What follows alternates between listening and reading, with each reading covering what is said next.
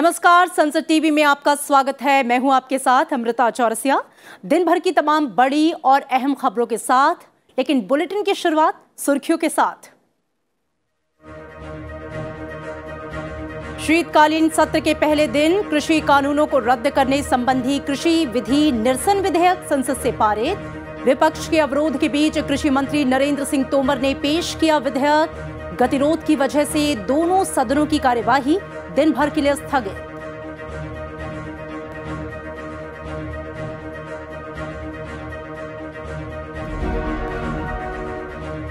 असंसदीय आचरण के लिए राज्यसभा में 12 सदस्य सत्र की शेष अवधि के लिए निलंबित। मॉनसून सत्र के दौरान सदन में अमर्यादित व्यवहार को लेकर कार्रवाई।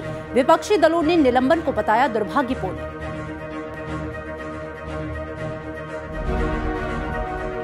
प्रधानमंत्री की सदस्यों से संसद की गरिमा बनाए रखने की अपील। संसद में सभी मुद्दों पर चर्चा के लिए तैयार सरकार। कहा, हर सवाल का जवाब देने के लिए तैयार है सरकार।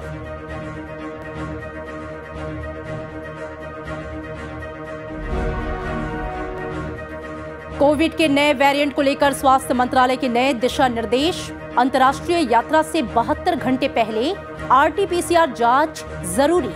14 दिनों का यात्रा विवरण और एयरपोर्ट पहुंचने पर कोविड टेस्ट अनिवार्य।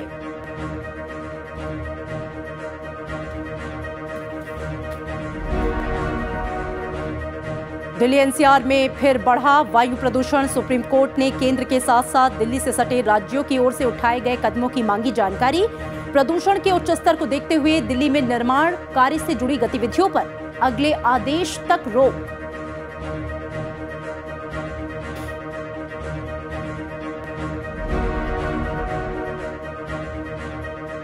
संसद का शीतकालीन सत्र आज से शुरू हो गया। संसद के सत्र के पहले दिन 3 कृषि कानूनों को निरस्त करने संबंधी कृषि विधि निरसन विधेयक 2021 संसद से पारित कर दिया गया। हालांकि गतिरोध की वजह से दोनों सदनों की कार्यवाही दिन भर के लिए स्थगित कर दी गई।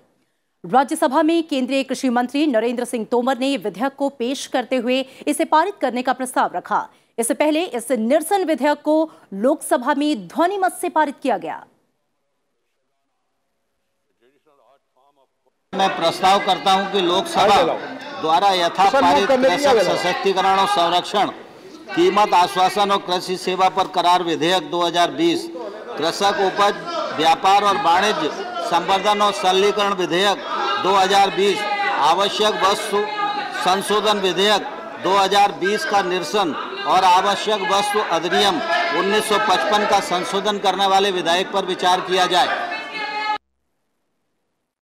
हालांकि विपक्षी दलों ने विधेयक पर चर्चा कराने की मांग की। सरकार ने कहा कि तीनों कृषि विधेयकों को पारित करते समय व्यापक चर्चा हो चुकी है। सरकार का मनसा इतना ही था कि आज लोकसभा में पारित करके आज ही राज्यसभा में इसका पारित करके एक संदेश हम देना चाहते थे और प्रधानमंत्री बड़ापन दिखा के इसको रिपील करने का निर्णय भी किया था। और आपका भी, अपोजिशन का भी डिमांड था कि इसको रिपील करो। आपका ही डिमांड हम मान रहे हैं। पार्लियामेंट में इसके बारे में चर्चा नहीं होने दी। ये दिखाता है कि सरकार डिस्कशन से डरती है। क्यों इतना देर हुआ, क्या हुआ, ये सारी चीजें आ जाएंगे। लखीमपुर खीरी का भी इंसिडेंट आ जाएगा, दूसरी चीजें भी आ जाएंगी। तो इसीलिए हम चाहते हैं फुल डिस्कशन उसके ऊपर। सत्र के पहले दिन कांग्रेस और टीएमसी समेत विपक्षी दलों के 12 सदस्यों को पिछले मानसून सत्र के दौरान असंसदीय आचरण के लिए मौजूदा सत्र की शेष अवधि के लिए राज्यसभा से निलंबित कर दिया गया। उपसभापति हरिवंश की अनुमति से संसदीय कार्य मंत्री प्रहलाद जोशी ने इस सिलसिले में एक प्रस्ताव रखा, जिसे विपक्षी दलों के अवरोध के बीच सदन से मंजूरी दे दी गई। संसद के मानसून सत्र में राज्यसभा में गतिरोध के दौरान धक्का मुक्की करने और सदन की मर्यादा का उल्लंघन करने के आरोपों के बाद राज्यसभा के सभापति एम वेंकैया नायडू ने इस मामले की जांच के लिए एक समिति गठित की थी। समिति की सिफारिशों के आधार पर इन सांसदों के खिलाफ आज कार्रवाई की गई। Shri Elamaram Kareem CPM, Shrimati Phulo Devi Netam INC, Shrimati Chhaya Verma INC, Shri Ripun Bora INC, Shri Binoy Viswam CPI, Shri Rajmani Patel INC, miss Dola Sen ITC, Shrimati Shanta Chhetri ITC, Shri Syed Nasir Hussain INC, Shrimati Priyanka Chaturvedi Shiv Sena, Shri Anil Desai Shiv Sena and Shri Akhilesh Prasad Singh INC are suspended for the remaining part of the current session.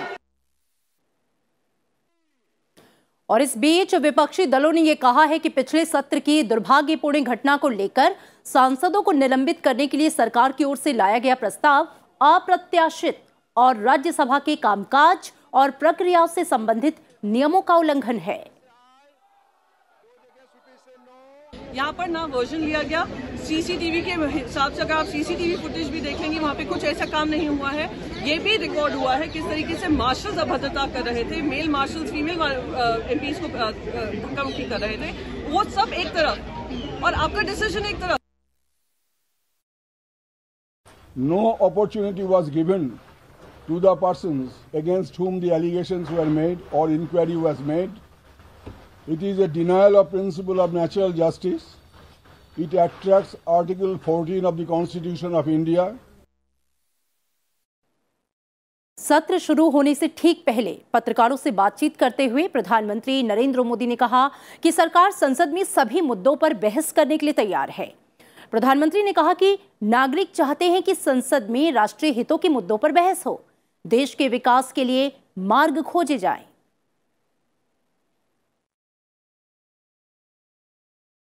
सरकार हर विषय पर चर्चा करने के लिए तैयार है, खुली चर्चा करने के लिए तैयार है। सरकार हर सवाल का जवाब देने के लिए तैयार है और आजादी के अमृत महोत्सव में हम ये भी चाहेंगे कि संसद में सवाल भी हो, संसद में शांति भी हो।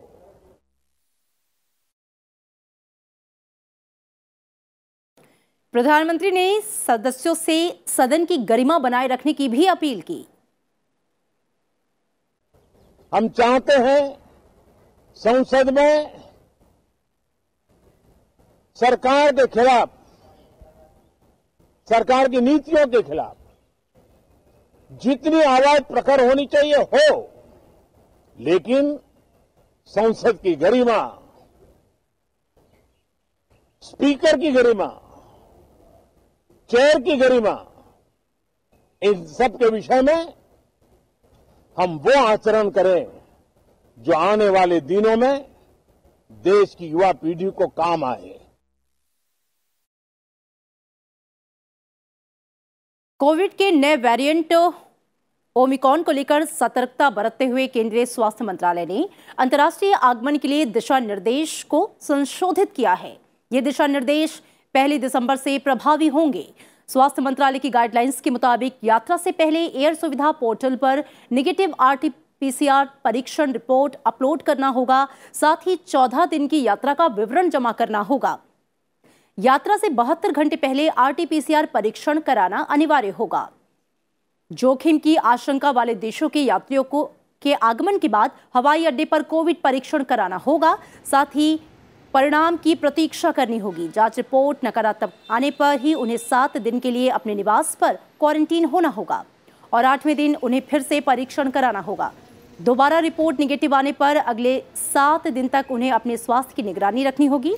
जोखिम वाले देशों को छोड़कर अन्य देशों के यात्रियों को हवाई अड्डे से बाहर जाने की अनुमति होगी और उन्हें 14 दिन तक अपने स्वास्थ्य पर नजर रखनी होगी।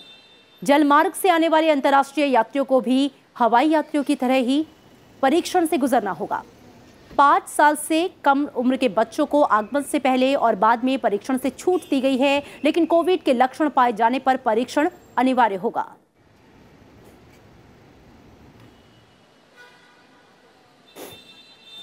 केंद्र सरकार ने राज्यों से कहा है कि देश भर में कोविड मामलों के लिए निगरानी नेटवर्क मजबूत बनाने की बहुत जरूरत है।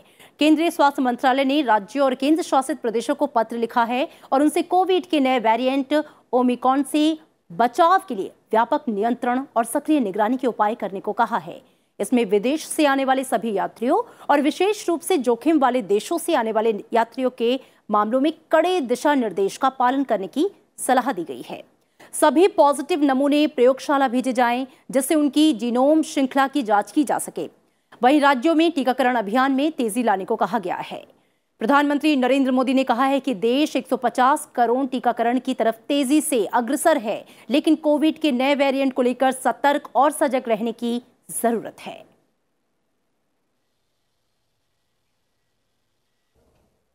नए वेरिएंट की खबरें भी हमें और सतर्क करती हैं और सजग करती हैं। मैं संसद के सभी साथियों को भी सतर्क रहने के लिए प्रार्थना करता हूं। आप सभी साथियों को भी सतर्क रहने के लिए प्रार्थना करता हूं, क्योंकि आप सबका उत्तम स्वास्थ्य, देशवासियों का उत्तम स्वास्थ्य ऐसी संकट की घड़ी में हमारी प्राथमिकता है। राष्ट्रव्यापी कोविड टीकाकरण अभियान के तहत अब तक 123 से अधिक कोविड रोधी टीके लगाए जा चुके हैं। कल 42 लाख से अधिक लोगों का टीकाकरण किया गया। 8,000 नए मामलों की पुष्टि हुई, जबकि 9,000 से अधिक लोग स्वस्थ हुए। इस समय देश में कुल 1,03,859 सक्रिय मामले हैं। स्वस्थ होने की जो दर है वो 98.34% हो गई है।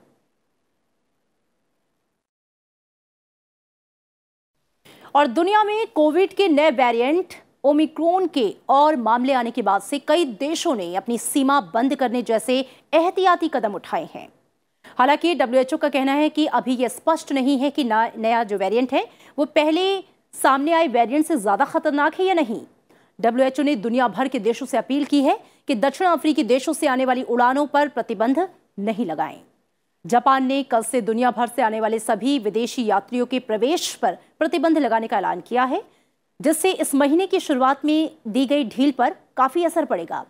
ऑस्ट्रेलिया में कोविड-19 के नए स्वरूप ओमिक्रॉन का तीसरा मामला सामने आया है और ऐसे में सरकार इस सप्ताह प्रतिबंधों में राहत देने की योजना पर पुनर्विचार कर रही है। हालांकि न्यूजीलैंड ने अनलॉक की तरफ बढ़ने की योजना में कोई बदलाव नहीं किया है। न्यूजीलैंड की प्रधानमंत्री जेसिंडा आर्डर्न ने यह जानकारी दी है। और इसी बीच पुर्तगाल के एक पेशेवर फुटबॉल क्लब में ओमिक्रॉन के 13 मामलों की पहचान हुई है। स्पेन ने 7 अफ्रीकी देशों से आने वाले यात्रियों के लिए 10 दिन का पृथकवास अनिवार्य कर दिया है। स्कॉटलैंड की सरकार ने कोरोना वायरस के ओमिक्रॉन के 6 नए मामले आने की पुष्टि की है, जिससे ब्रिटेन में इसके कुल मामले बढ़कर 9 हो गए हैं। दक्षिण अफ्रीका के राष्ट्रपति सिरिल रामाफोसा ने कहा कि ओमिक्रॉन के खतरे के बावजूद देश में पहले स्तर का लॉकडाउन ही लागू रहेगा। उन्होंने यात्रा प्रतिबंध लगाने वाले 20 से अधिक देशों से पाबंदी तुरंत हटाने की अपील की है।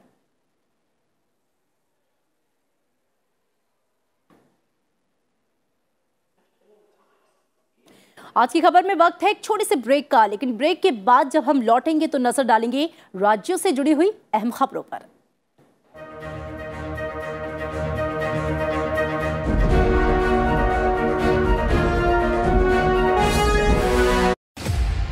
Prime Minister has laid the list of the new ministers on the table of the House. माननीय सदस्यगण, संसद की कार्यवाही के दिन भर का हाल। Question number 201। मेरा प्रश्न ये है, प्रश्नकाल से लेकर विधेयकों की चर्चा। हम चर्चा के लिए तैयार है। The question is that the bill be passed. पक्ष विपक्ष की हर छोटी बड़ी बात। Law has been passed. एक स्पेशल कमेटी कॉन्स्टिट्यूट करनी चाहिए। मैं आपके नोटिस को लाना चाहता हूँ। प्राथमिक रूप से काफी तैयारियां की थी। दोनों सदनों का लगातार लाइव अब से संसद टीवी पर। राजनीति की बात हो या हो अर्थनीति का विश्लेषण, विदेश नीति की चर्चा हो या समाज के जज्बात पर हो बात, हर भारतीय को जोड़कर देते हैं आवाज देश की।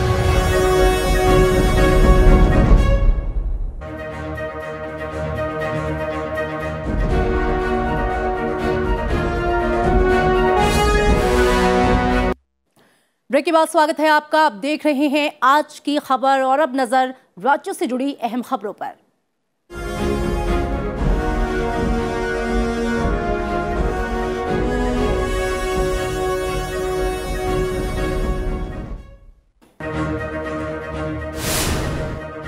केरल में एलडीएफ उम्मीदवार जोस के मणि राज्यसभा के लिए चुने गए हैं। उपचुनाव में जोस के मणि को 137 वोटों में 96 वोट मिले। वहीं विपक्षी यूडीएफ उम्मीदवार सुरनाद राजशेखरन को 40 वोट मिले। 3 लोगों ने खराब स्वास्थ्य की वजह से वोट नहीं दिया।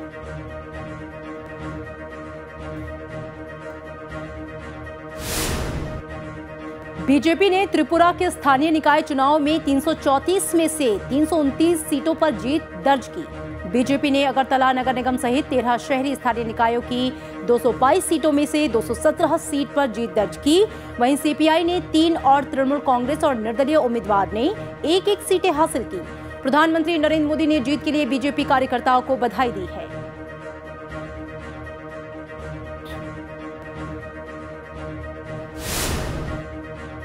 नागालैंड के दौरे पर गए रक्षा राज्य मंत्री अजय भट्ट ने कोहिमा में करगिल युद्ध के नायक दिवंगत कैप्टन एन.के. गुरुसे के परिजनों से मुलाकात की।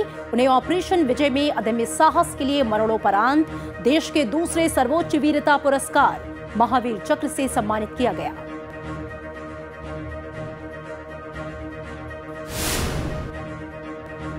बिहार विधानसभा का शीतकालीन सत्र आज से शुरू हो गया है। दिवंगत नेताओं को श्रद्धांजलि देने के बाद वित्त मंत्री तारकिशोर प्रसाद ने सदन में चालू वित्त वर्ष का दूसरा अनुपूरक बजट पेश किया। 5 दिन का ये सत्र 3 दिसंबर तक चलेगा।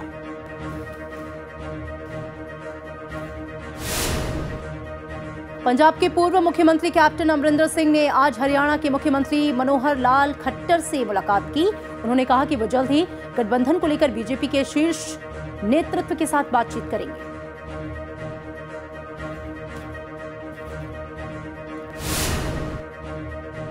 उत्तर प्रदेश के मुख्यमंत्री योगी आदित्यनाथ ने गोरखपुर में जनता दरबार में आए लोगों से मुलाकात की। इस दौरान उन्होंने अधिकारियों को जन सुनवाई पर विशेष ध्यान देने का निर्देश दिया। साथ ही लोगों को समस्याओं का समाधान जल्द होने का भरोसा दिया।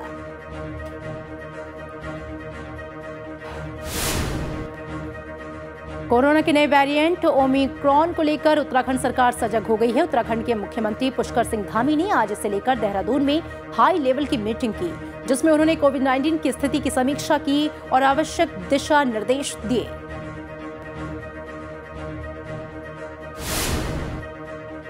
जम्मू कश्मीर के उपराज्यपाल मनोज सिन्हा ने आज जम्मू में श्री अमरनाथ श्राइन बोर्ड के तीर्थ यात्री निवास के निर्माण का भूमि पूजन किया। उन्होंने कहा कि विदेश से आने वाले श्रद्धालुओं की ओर से काफी समय से तीर्थ यात्री निवास की मांग की जा रही थी।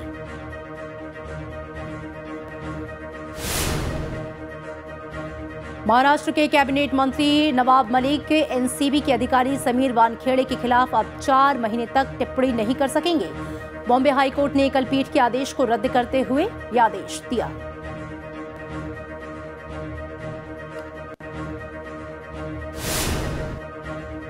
भ्रष्टाचार के मामले में चांदीवाल आयोग ने मुंबई के पूर्व पुलिस कमिश्नर परमबीर सिंह के खिलाफ जारी जमानती वारंट को रद्द कर दिया है। साथ ही महाराष्ट्र के पूर्व गृह मंत्री अनिल देशमुख के खिलाफ प्रोडक्शन वारंट जारी कर 30 नवंबर तक पेश होने का निर्देश दिया है।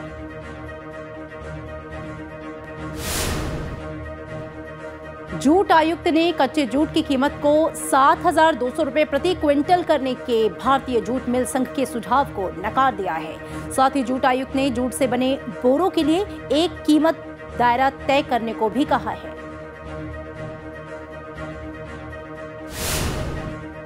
उत्तराखंड में कोरोना संक्रमण के मामले बढ़ने और नए वेरिएंट की रोकथाम के लिए स्वास्थ्य विभाग सतर्क हो गया है। विभाग ने बाहरी राज्यों से आने वाले यात्रियों की कोविड जांच और रिपोर्ट पॉजिटिव आने पर 14 दिन के लिए आइसोलेशन में रखे जाने का निर्देश दिया है।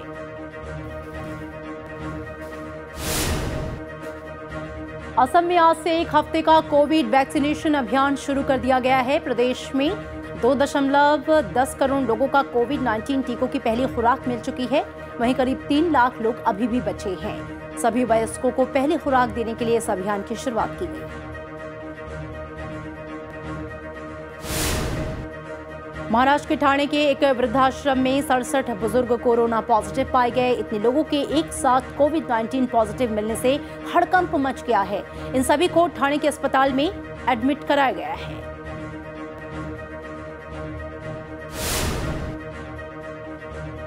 दिल्ली में वायु गुणवत्ता में सुधार के बाद स्कूल, कॉलेज और अन्य शैक्षणिक संस्थान फिर से खोल दिए गए हैं। दिल्ली सरकार ने 13 नवंबर वायु गुणवत्ता में गिरावट के बाद स्कूलों को बंद करने की घोषणा की थी।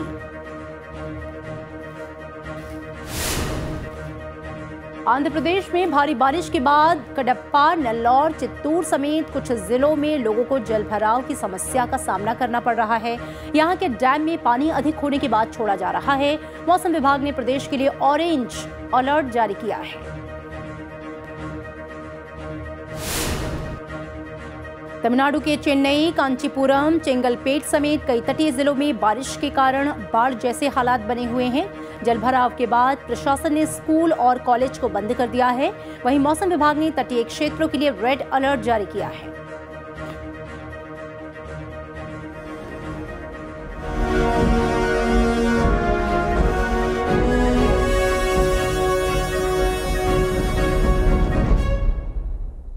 और अब देश दुनिया की कुछ और अहम खबरें। दिल्ली में वायु प्रदूषण को लेकर सुप्रीम कोर्ट ने केंद्र सरकार को निर्देश दिया है कि वो अपने अधिकार क्षेत्र के तहत सेंट्रल विस्टा परियोजना सहित निर्माण गतिविधियों से संबंधित मुद्दों पर जवाब दे। और इसके अलावा कोर्ट ने दिल्ली और इससे सटे राज्यों को वायु गुणवत्ता प्रबंधन पर आयोग के निर्देशों के अनुपालन को लेकर जवाब दाखिल करने का भी निर्देश दिया है।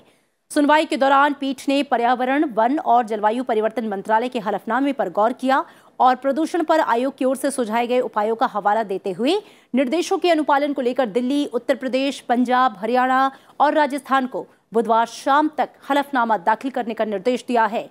इस मामले में अगली सुनवाई गुरुवार को होगी। दिल्ली सरकार ने वायु प्रदूषण के उच्च स्तर को देखते हुए दिल्ली में निर्माण गतिविधियों पर अगले आदेश तक रोक जारी रखने की बात कही है। दिल्ली के पर्यावरण मंत्री गोपाल राय ने आज समीक्षा बैठक के बाद कहा कि जरूरी सेवाओं में लगे ट्रकों को छोड़कर अन्य ट्रकों के दिल्ली में प्रवेश पर 7 दिसंबर तक प्रतिबंध जारी रहेगा। हालांकि सीएनजी और इलेक्ट्रिक ट्रकों को राष्ट्रीय राजधानी में प्रवेश करने की अनुमति होगी।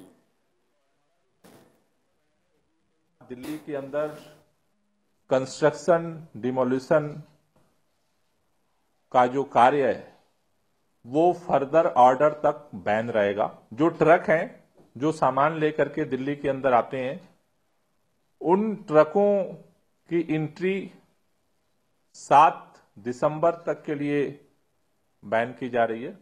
तो जो छोटे इलेक्ट्रिक ट्रक हैं और जो सीएनजी ट्रक हैं उनकी एंट्री रहेगी। सार्वजनिक स्वास्थ्य के लक्ष्यों के साथ सामंजस्य सुनिश्चित करने के लिए साल 2017-18 के भारत के लिए राष्ट्रीय स्वास्थ्य खाता अनुमानों की रिपोर्ट जारी की गई है। रिपोर्ट के मुताबिक देश के कुल सकल घरेलू उत्पाद में सरकारी स्वास्थ्य व्यय का हिस्सा 1.15% से बढ़कर 1.35% हो गया है। सरकार का स्वास्थ्य क्षेत्र में 2017-18 में कुल खर्च बढ़कर जीडीपी के 1.35% पर पहुंच गया है, जबकि 2013-14 में ये 1.15% था।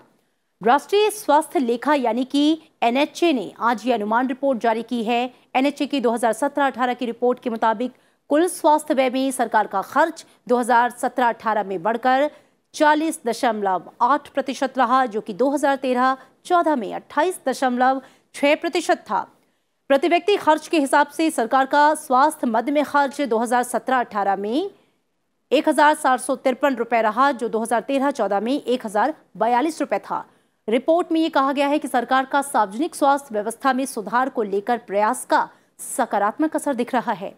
लोगों का स्वास्थ्य सेवाओं पर अपनी जेब से खर्च 2017-18 में घटकर 48.8% रहा, जो 2013-14 में 64.2% था। लोकसभा सांसद भृतहरि मेहताब ने शांति और अंतर्राष्ट्रीय सुरक्षा पर पहली स्थायी समिति की ब्यूरो बैठक में हिस्सा लिया। इस दौरान उन्होंने संयुक्त राष्ट्र शांति रक्षा अभियानों में भारत के अहम योगदान की चर्चा की। सांसद भृतहरि मेहताब ने कहा कि भारतीय सशस्त्र बलों की संयुक्त राष्ट्र शांति रक्षा अभियानों में हमेशा बढ़ चढ़कर योगदान दिया है। इसी बैठक के दौरान पाकिस्तानी प्रतिनिधि ने भारत के खिलाफ निराधार आरोप लगाए, जिसका सांसद संजय जायसवाल ने उत्तर के अधिकार का प्रयोग करते हुए जवाब दिया। भर्तृहरि मेहताब ने बुरुंडी की सीनेट के अध्यक्ष इमैनुअल सिंजो हागेरा के साथ एक द्विपक्षीय बैठक की। लोकसभा सांसद भर्तृहरि मेहताब के नेतृत्व में भारतीय संसदीय प्रतिनिधिमंडल ने स्पेन के मैड्रिड में आयोजित 143वीं IPU विधानसभा में हिस्सा लिया। इस प्रतिनिधि मंडल में सांसद विष्णु दयाल रामदिया कुमारी, डॉक्टर संजय जायसवाल, पूनमबेन मैडम और डॉक्टर सस्मित पात्रा ने हिस्सा लिया।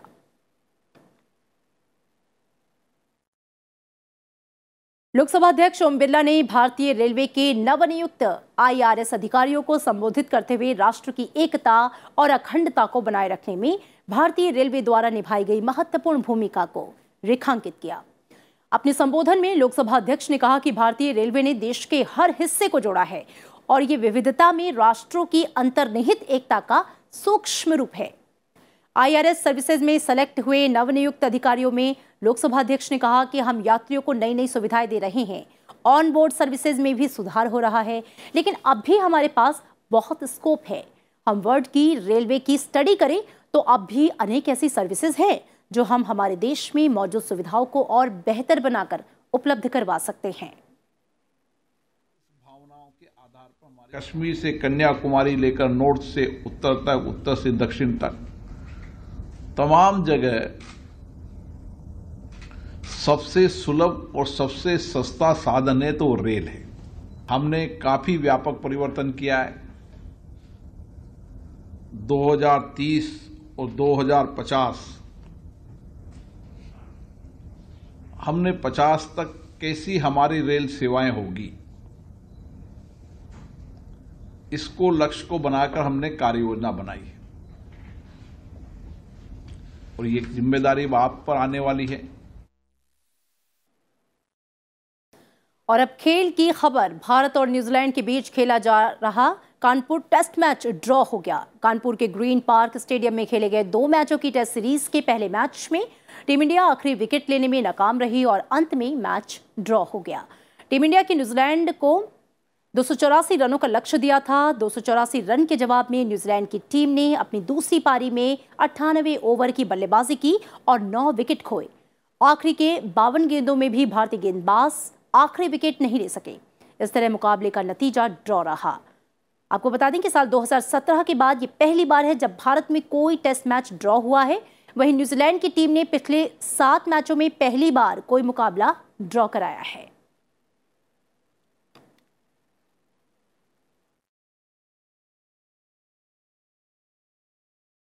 BSF 1 दिसंबर को अपना 57वां स्थापना दिवस मनाने जा रहा है और इस मौके पर BSF गुवाहाटी फ्रंटियर ने बैंड शो का आयोजन किया है। चलते चलते आपको छोड़ जाते हैं इसकी धुन के साथ। फिलहाल मुझे दीजिए इजाजत। नमस्कार।